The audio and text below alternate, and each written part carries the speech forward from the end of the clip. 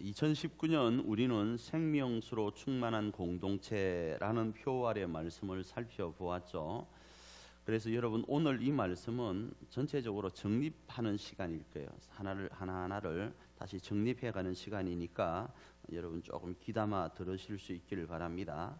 2019년 우리가 생명수로 충만한 공동체로 정하고 살펴보았고, 그리고 2020년도에는 생명수로 충만한 우리의 모습을 부르심에 합당한 나와 너로 정하고요, 2020년 표를 부르심에 합당한 공동체로 정한 거예요.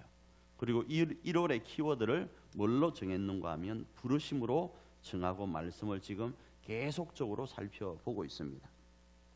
그 중에서 송구 영신 예배 때 제가 부르심에는 두 가지가 있다라고 말씀을 드렸습니다. 1차적 부르심인 하나님의 자녀로의 부르심을 소명이라고 했을 때, 2차적 부르심인 사도적 사명을 위한 부르심인 사명이 있다, 이렇게 말씀을 드렸고요. 이렇게 말씀을 드리면 여러분이 조금 어려워하실 것 같아서 조금 다른 표현으로 말씀드리면 이렇게 표현을 누누이 말씀을 드렸습니다. 천국이라는 것이 있습니다. 천국은 가장 행복한 나라의 대명사입니다. 장소적 개념으로도요. 그리고 이 천국이 가장 행복한 이유가 무엇인가 하면 그곳에 완전하신 하나님이 계시기 때문인 거예요. 문제는 우리가 하나님이 계신 그곳에 가기 위해서는 죄가 없으신 거룩하신 하나님과 사귐이 있어야 됩니다. 그런데 우리에게는 뭐가 있습니까? 죄가 있어요.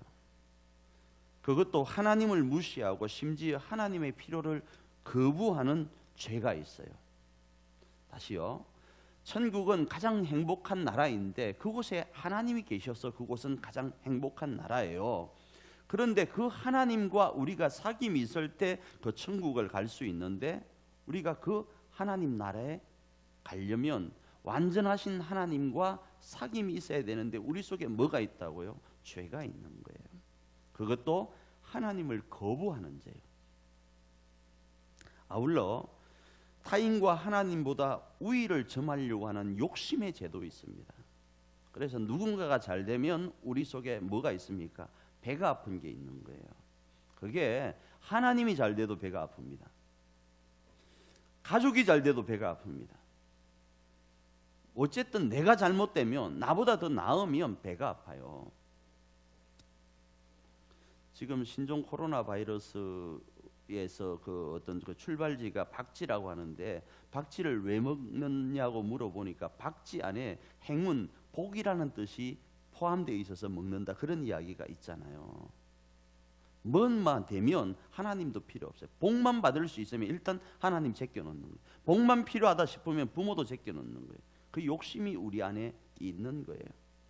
이걸 우리는 죄라 그러는 거예요. 이 죄를 해결해야만 하나님과 사귈 수 있어요. 근데 이 죄는 우리의 힘으로 할 수 없어서 하나님이 대속주로, 우리의 죄를 대신할 수 있는 대속주로 예수님을 보내셨어요. 그 예수님을 우리가 그리스도로 믿을 때 이 죄가 사함을 받아요. 우리 속에 죄는 그대로 있지만 하나님이 죄 없는 존재로 인정해 주시고 하나님과 사귈 수 있게 해주시는 거예요. 그러면 저 영원한 가장 행복한 하나님 나라에 우리가 갈 수 있는 게 공식입니다. 신앙의 공식이에요. 이제 이렇게 예수님을 그리스도로 믿으면 누구나 천국에 갑니다. 자, 그럼 이제 우리가 이렇게 믿었으니 오늘 당장 하나님이 계신 가장 행복한 천국으로 우리를 하나님이 불러가시면 되잖아요. 그런데 하나님은 우리로 죄 많고 신종 코로나 바이러스까지 창궐하는 이 땅에 살게 하세요. 왼수와도 살게 하고, 아픔과 힘겨움이 있고 눈물이 쑥 빠지는, 콧물이 쑥 빠지는 이 땅의 직장 생활뿐 아니라 전쟁 같은 삶을 살게 하신다라는 거예요. 이유를 모르면 이렇게 이야기를 합니다. 하나님이 계시면 선악간에 제발 좀 판단해 주십시오 하면서 하늘을 향하여 삿대질을 합니다. 하나님이 계시면 이럴 수 있냐 이거죠. 하나님이 우리를 사랑하신다며 그런데 왜 신종 코로나 바이러스가 이 땅에 이렇게 창궐하냐고 하늘을 향하여 삿대질을 하는 거예요. 그 이유를 모르면요. 근데 그 이유는요, 디모데전서에서 말씀하시는 것처럼 나뿐 아니라 모든 인류가 가장 행복한 장소인 천국에 오길 소망하시는 하나님의 마음 때문에 그러한 거예요. 디모데전서 2장 4절입니다. 읽습니다. 하나님은 모든 사람이 구원을 받으며 진리를 아는데 이르기를 원하시느니라. 그래서 우리 교회는 이 천국을 두 모습의 예배로 살아내면서 보이는 거예요. 하나님의 마음이 이러하잖아요. 모든 사람이 구원받기를 원하는데 그 구원받기를 원하는 사람들에게 천국을 소개하는데 두 가지 모습으로요. 하나의 모습이 지금 우리가 드리는 이 11시 예배인 거예요. 이 예배 때 우리는 예수님께서 예배란 이런 것이다 말씀하신 기준을 가지고 여호와가 우리 하나님 아버지시고 예수님이 그리스도시고 우리 삶의 주관자라고 지금 찬양하면서 기도하면서 고백하는 거예요. 요한복음 4장 24절입니다. 읽습니다. 하나님은 영이시니 예배하는 자가 영과 진리로 예배할지니라. 영어가 되시는 분들은 영어를 보셔도 되겠습니다. 그리고 우리는 이 11시 예배를 무슨 예배라고요? 영어에 적혀 있는 것처럼 워십이라고 하는 거예요. 워십적인 예배라고요. 두 번째 삶은 우리의 일상의 삶으로 드리는 일주일의 삶입니다. 제가 또 계속 강조로 정리하면서 말씀을 드리는 거예요. 첫 번째 예배가 뭐라고요? 이 11시 예배, 워십적인 예배요. 여호와가 우리 하나님이고 우리의 주권자이시고 우리의 주인이심을 고백하는 거예요. 고백으로요. 예물도 드리면서요. 시간을 드리면서요. 어제 제가 성경 공부를 우리가 1시간 반 정도 했죠. 성경 공부를 1시간 반 정도 했는데 제가 이런 말씀을 드렸습니다. 11조뿐만 아니라 이 예배의 모습이 어떠한지에 대해서 말씀을 드렸어요. 궁금하시면 토요일 나오시면 또 우리가 재미있게 그렇게 할 겁니다. 이 예배 가운데 우리의 삶을 드리는데 그중에 이 1시간을 드리는 건 우리가 100년이라는 시간을 산다고 했을 때 이 100년이 우리의 생명 아니겠어요? 그 생명 중에 한 부분인 1시간을 하나님 앞에 고백하며 드리는 거예요. 지금 우리는 하나님 앞에 우리의 생명을 드리는 거예요.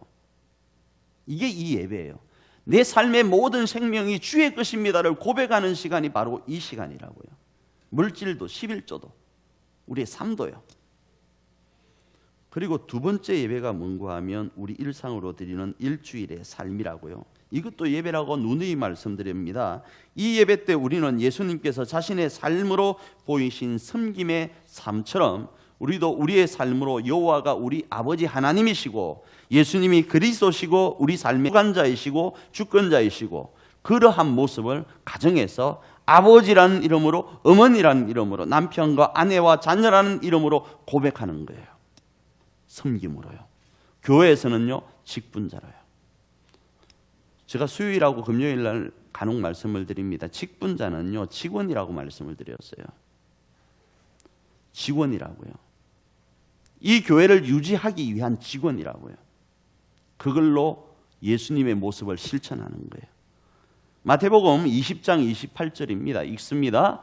인자가 온 것은 섬김을 받으려 함이 아니라 도리어 섬기려 하고 자기 목숨을 많은 사람의 대속물로 주려 함이니라. 영어가 되시는 분은 영어를 보셔도 됩니다.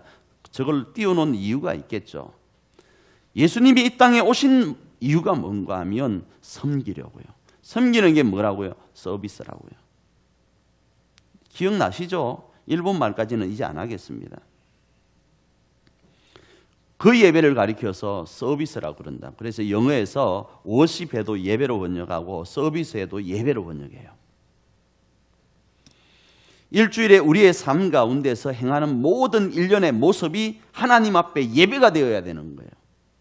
그래서 제가 간단한 예로 요즘 이제 설거지는 한물 같습니다. 설거지도 예배라고 했잖아요. 예배가 될 수 있다고요. 삶의 예배가 될 수 있다고요. 이제는 이제 청소입니다. 진공청소기 돌리는 거예요. 이제는 또 음식물 쓰레기 갖다가 버려주는 거예요. 하나님 앞에 하는 거예요.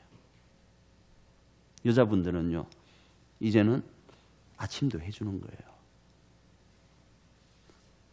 왜 남자들만 자꾸 하니까 좀 그러다가 여자분 말씀하니까 조금 그렇습니까? 하나님을 위해서 하는 거예요. 그러면서 이 서비스적인 예배를 먼 곳까지 가서도 해야 되겠지만 가장 가까운 곳에서부터 하라고 성경은 말씀하고 있어요.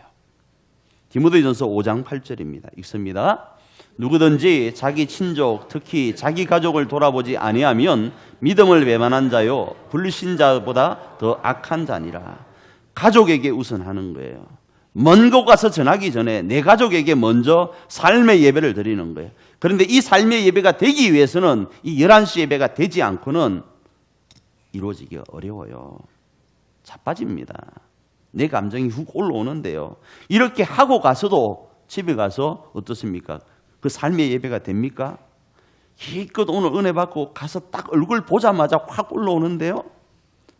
집에 지금 누워있는 그 모습 때문에 확 올라오고 씻지 않는 모습 때문에 올라오고 이상한 그 모습 때문에 확 올라오는데요. 그런데 집에 같이 있으면 어떻겠습니까? 지금 벌써 싸우고 찢고 먹고 난리 났을 거예요. 그래서 가족에게 먼저 가는 거예요. 11시 예배 드렸던 이 마음을 가지고 다 잡고 그곳에 가서 예배하는 거예요. 그리고 우리 교회는 이 사명을 조금 더 구체적으로 감당하기 위해서 2020년도 우리가 드리는 11조의 11조를 두 가지 방법으로 사용하기로 했습니다. 그 중에 하나는 선교적 패러다임을 목장 모임으로 재정립하고 목장별로 사용하기로 하고 이번 주부터 이제 지출될 거예요. 또 하나는 선교적 패러다임을 우리 개인에게 적용하여서 가정과 지역과 열방을 향하여 사용하는데 6개월마다 한 번씩 목장 섬김비라는 이름으로 여러분 개인에게 어떤 일정한 부분을 이렇게 지출할 겁니다. 이건 선교비입니다. 이걸 가지고 어떻게 한다고요? 여러분의 가족뿐 아니라 여러분에게 감동되어지는 일을 가지고 이 헌금을 사용하는 거예요. 그냥 무미건조하게 그냥 상투적이고 행식적이고 그냥 어떤 모습으로 지금 되어 왔던 그걸 탈피해서 실제적으로 해보자라는 거예요. 그리고 우리는 이 사역을 위해서 2020년 키워드를 뭐라고 적혀? 부르심, 양육, 보내심을 정하고 지난 1월달 키워드를 부르심으로 정하고 말씀을 살펴본 거예요. 그리고 이번 2월달 키워드는 양육을 정하고 그 중에 오늘 제목을 제가 예 아버지라 이렇게 말씀을 정하고 살펴봅니다. 제가 이 제목을 잡은 이유는요. 1월 달에 자녀로 부르시는 아버지 하나님 앞에 우리가 반응해야 된다 말씀을 드렸습니다. 그런데 이 반응의 한 부분이 바로 예 아버지예요. 그 부르시면 진철아 이 목사 부르시면 어떻게 해야 됩니까? 예 아버지 해야 되잖아요. 근데 이 예 아버지가 양육적 측면에서 필요하기 때문에 말씀을 드리는 거예요. 다른 말로 하면 훈련되지 않고는 예 아버지라 말하기 어렵기 때문에 2월 양육과 연계시켜서 말씀을 드립니다. 그 대답이 뭐라고요? 예 아버지요. 그 내용은요. 오늘 시간 관계상 좀 많이 말씀을 못 드리고 한 가지만 오늘 말씀을 드리려고 하는 겁니다. 그 한 가지는 바로 내려놓음이에요. 내가 아버지라 부르기 위해서는 나 자신을 내려놓아야 돼요. 자, 여기서 내려놓는다라는 것은 자존심도요, 어떠한 것도요, 하나님을 아버지라 부르는데 걸림이 된다면 내려놓아야 돼요. 하나님 아버지께 이 모습으로 나아갈 때, 이 삶을 적용하여 나아갈 때는요, 그 모습이 우리 교회 안에도 적용되어야 됩니다. 자꾸자꾸 우리가 하나님을 주상적으로 생각해요. 그래서 하나님 아버지라고 부르면서 그 하나님 아버지를 막연하게 부르고 나서 그걸 우리 삶에 적용을 잘 안 해요. 내가 하나님 아버지를 불렀다면 주변의 사람들이 다 누굽니까? 우리에게. 이들은 우리의 형제들이에요. 우리의 가족들이에요. 그러면 이들에게도 하나님 아버지라고 불렀던 그 마음 그대로 접근하는 게 적용이에요. 그러지 않으면 하늘에 계신 아버지와 우리는 아무 상관이 없어요. 그래서 제가 계속적으로 이런 말씀을 드립니다. 우리 석천은 가족입니다. 할렐루야. 그래서 제가 보편적으로 사랑하는 성도 여러분 이렇게 안 하잖아요. 사랑하는 가족 여러분 이렇게 표현을 하잖아요. 그리고 우리 석천은 이 가족을 석천 혈연 가족과 석천 보혈 가족으로 나누어서 말씀을 드리고 있습니다. 그중에 혈연 가족이 뭡니까? 혈연 가족은 사회 통념상 원가족이라고 불러요. 그러나 성경은 이 혈연 가족을 어떤 단체나 공동체보다 하나님으로부터 부여받은 사명감으로 결속되어져 있음을 강조해요. 생명이 잉태되고 생명이 출산되는 것을 가족, 혈연 가족이라고 이야기하는 거예요. 그래서 이 혈연 가족 안에서는 가족 한 사람 한 사람의 어떤 치부도 용납되어야 됩니다. 세상 모든 사람이 손가락질하는 가족이라 할지라도 가족이란 이름으로 품어줘야 되고 가족이란 이름 때문에 그곳에 가서 내 치부를 드러낼 수 있어야 돼요. 설날 가정예배지 속에 소개된 것처럼요, 설날 가족들의 모임은 잔소리하고요, 서로 비교하고 잘났다고 상처 주는 모임이 아닙니다. 저는 여기에 대한 트라우마가 너무 강해요. 우리 시골에 제사 때나 시골에서 제사 때나 명절 때 오면 그렇게 싸워요. 근데 우리만 그런 줄 알았는데 집집마다 다 그러대요. 너 아들 어쨌는데 어디 갔는데부터 아들 결혼했나? 너 딸 뭐 하는데? 너 딸 결혼했나? 뭐 하는데? 대학은 어쨌는데? 뭐 이러다 보면 그래 우리 아들은 지금 놀고 있다 어쩌려고 하면서 싸우기 시작하고 뭐 작년에 네가 나한테 뭐라고 했는데 하면서 맥살 잡고 술 먹고 싸우고 내가 두 번 다시는 이 집안 구석에 발을 디디나 봐라 뭐 이러고 싸우더라고요. 근데 이게 우리 집만 이거 괜히 내 말했나 어떤 느낌이 목사님 집은 참 희한하네. 여러분 집도 그러더라고요. 명절은 그런 것이 아니에요. 명절은 힘겨운 이 땅 코로나 바이러스를 가운데 노출되어 있던 사람들이 힘겹게 살아오던 그 모습을 가지고 가족 때문에 오는 거예요. 그곳에 와서 위로받고 힘받고 용기받고 세워짐을 받는 자리가 가족이라는 자리라고요. 우리 가족 중에 누구나 자신의 모습을 내려놓고 가족 앞에서 나와서 아버지, 어머니, 형제님 하면서 울 수 있는 장소가 되어야 된다고요. 당자가 그랬습니다. 가족의 전 재산의 3분의 1을요 술 먹고 없애버렸어요. 방탕하게 여자 만나면서 없애버렸어요. 그러고도 가족한테로 돌아가는 거예요. 가족이니까요. 용기 내었어요. 얘 아버지라 부르는 건요 쉽지 않아요.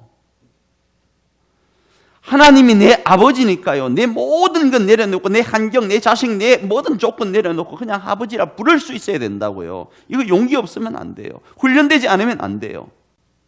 그 모습이 우리 성도들 앞에도 있어야 돼요.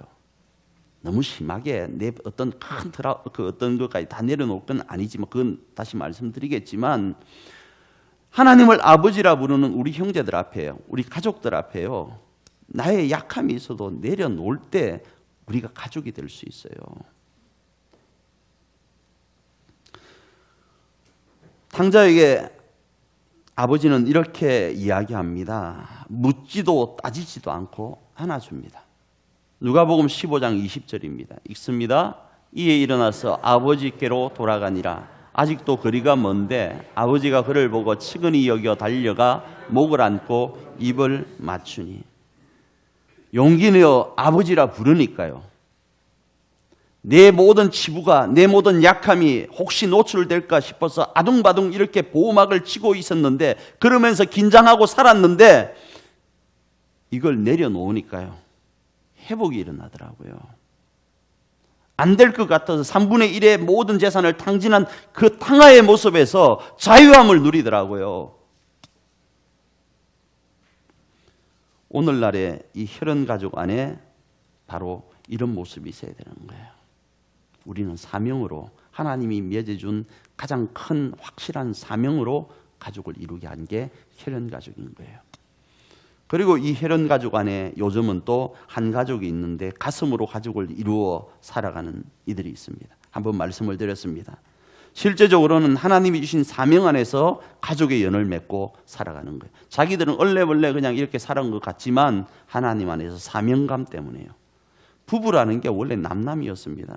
저는 사모하고 만날 수 있는 거리가 아니었어요. 어떻게 만납니까, 여러분? 완도와 거제도가 만날 수 있습니까? 그것도 서울에서. 희한하죠. 남입니다. 저 원래 우리 집사람하고 친척 아닙니다. 아예 모르는 사람이에요. 그런데 남과 남이 모여서 가족을 이루는 거예요. 그런데 이게 그냥 이렇게 우연히 된 걸로 보았는데 하나님이 저와 사모에게 사명을 주신 거예요. 뭐하라고? 생명을 출산하라고요. 그래서 3명 놓은 거예요. 첫째 사명이고 그 다음에 둘이가 합쳐서 교회를 세우라고요. 가슴으로 낳은 가족뿐 아니라 혈연 가족도 그렇습니다. 다음으로 우리 가족들 중에는 보혈 가족이 있는데 이 보혈 가족도 마찬가지로 하나님 안에서의 이상적인 가족상은 가족들의 어떤 치부도 용납될 수 있어야 돼요. 그래서 설날을 맞이하면서 제가 목회 서신에 이런 말씀을 드렸습니다. 삼겹줄로 말씀드리면서 첫째, 담임 목사와 중직자와 목장 지기들은 이 이름으로 삼겹줄을 형성해야 되고 이 삼겹줄로 석천 보혈 가족을 보호하고 지켜야 하고 석천의 이 장소가 지상에서 가장 안전한 장소가 되도록 사명을 감당해야 되는 거예요. 그래서 정말로 이거 마스크 이거 있잖아요. 지금 못 사잖아요. 그죠? 못 사는데 우리 가족들을 지키기 위해서 진짜 샀어요. 둘째는요. 우리 석천의 성도들은요. 우리 가족들을 지키기 위해서 어떻게 해야 되는가? 목사와 중직자와 목장지기들은 이러해야 되는데 우리 성도들은 그럼 삼겹줄 어떻게 해야 되는가? 말과 생각과 행동으로 해요. 상처 주면 안 돼요. 우리 품으로 들어온 탕아들이 있어요. 탕아라고 표현하지만 한편으로 약한 게 있어요. 목사님 얼굴이 왜 그래요? 하면서 상처 주지 마요. 잘 보이려고 TV 나오고 하니까 조금 이렇게 한 거예요. 야, 목사님 이뻐졌어요. 멋있어졌어요. 이건 괜찮아요. 목사님 왜 그래요? 가뜩이나 얼굴 길더만. 이러면서 상처 주면 안 된다 이거예요. 그러면 저 속에도 발동되는 게 있어요. 어쩌라고 하면서 그럼 니는 이 말 안 나오겠어요? 그렇잖아요. 우리의 약함을 그대로 가지고 왔을 때 입이 건질건질해요. 예. 어머 세상에 저 집사님은 이런데, 어머 세상은 저 권사님은 요런데, 어머 누구는 요런데 저런데 이러고 싶은 게 여기서 막 그냥 와 이렇게 할 거예요. 그때 이 말요. 그리고 우리 생각요. 우리 마음, 행동요. 상처가 안 되도록 해야 되는 거예요. 그냥 내 입을 그냥 십자가에 확 박아버리는 거예요. 할렐루야. 내 그런 마음 드는 마음의 쪽을 확 박아버리는 거예요. 내 사랑하는 약한 우리 가족, 보혈의 가족 누군가가 살아날 수만 있다면요. 죽겠네. 이거 그냥 확 떼서 어떻게 해버리는 거예요. 그게 십자가에 못 박는 거예요. 이 삼겹으로 우리 가정, 우리 교회를 지켜야 되는 거예요. 그럴 때 우리 석천의 강 좌편에 석천 가정 공동체에 우리 나무들이요 자라는 거예요. 열매를 맺는 거예요. 그 잎사귀조차 만국을 치료하는 약재료가 되는 거예요. 우리 강 우편의 교회도 마찬가지인 거예요. 그게 우리 교회의 방향이라고요. 가족은 이뤄야 됩니다. 그런데 여러분 아직도 우리 안에 우리가 하나님을 아버지라 부르는데 주저하는 게 혹시 있습니까? 하나님을 아버지라 부르는 그 모습이 우리 교회 안에 적용될 때 우리 교회 성도들 앞에 나의 어떤 약함이 드러날까 두려워하고 혹시 내 모습 알면 어쩌지 하는 아픔이 있습니까? 괜찮아요. 괜찮아요. 우리도 받아들이는 우리도 훈련해야 되겠지만 말하는 우리도 훈련하셔야 돼요. 예 아버지, 예 형제님, 예 권사님 이렇게 하셔야 된다고요. 30여 년을 그냥 맴돌면서 신앙생활하는 모습이 아니라요. 하나님께로 쑥 들어와야 돼요. 우리 모두에게 쑥 들어와야 돼요. 그래서 다시 저 선포합니다. 우리는 가족이에요. 여러분의 자녀가 우리 자녀님이에요. 여러분의 새끼가요, 우리 새끼라고요. 한 사람 한 사람의 새끼, 그 새끼가 우리 새끼라고 고백하셔야 돼요. 누군가 길을 가고 있는데, 우리 성도들 중에 어떤 아이가 길을 가고 있는데 누구한테 한 대 맞고 있으면 그냥 지나가면 안 되잖아요. 어떤 놈이야 라고 이야기할 수 있어야 된다고요. 내 새끼라고요. 혹시 여러분 당신이 뭔데 그러냐고 하면 내 새끼여서 그런다라고 이야기하고 문제가 되면 제가 책임질게요. 제가 대신 잡혀갈게요. 우리 성도들을 보호하려고 하셔야 된다고요. 내 새끼니까요. 여러분의 부모님, 우리 부모님이에요. 물론 하나님께서 맡기신 모양과 모습이 달라서 가정이라는 프라이빗이라는 게 있어요. 개개인의 가정, 그 속에서 개개인 가정의 가족들이 책임져야 되는 게 있습니다. 성경에도 그걸 이야기를 합니다. 교회로 너무 짐을 지게 하지 말라고 이야기하는 부분이 있어요. 그러나 그거는 개인 프라이버시적인 부분이에요. 와, 우린 가족이니까 목사님 사택 비밀번호가 교회하고 같으니까 올라가자 해가 따다닥 눌러가지고 들어오는 것 가능하죠. 그런데 개인 프라이버시가 있으니까 삼가하는 거예요. 그래서 혹시나 싶어서 여러분 중에 혹시나 누군가가 올라올 것 같아서 번호를 바꾸려고 합니다. 개인 프라이버시 때문에. 또 혹시나 4층까지 못 올라오고 3층에서 누르시는 분 때문에 몇 분이 그런 분이 계셨어요. 비밀번호 하니까 삐삐삐삐삐 누르니까 3층에 할머니가 놀란 거예요. 정말 그랬습니다. 그래서 바꾸려고 합니다. 개인 프라이버시가 있는 거예요. 그죠? 그러나 우리 마음에 우리의 개인적 프라이버시, 내가 감당할 수 없는 부분까지는 아니더라도 감당할 수 있는 부분은 최대한 많이 이렇게 노출하셔야 돼요. 그리고 우리는요, 듣는 우리는 어떻게 하셔야 되는가? 말과 생각과 행동에서 그가 살아날 수 있도록 해줘야 되는 거예요.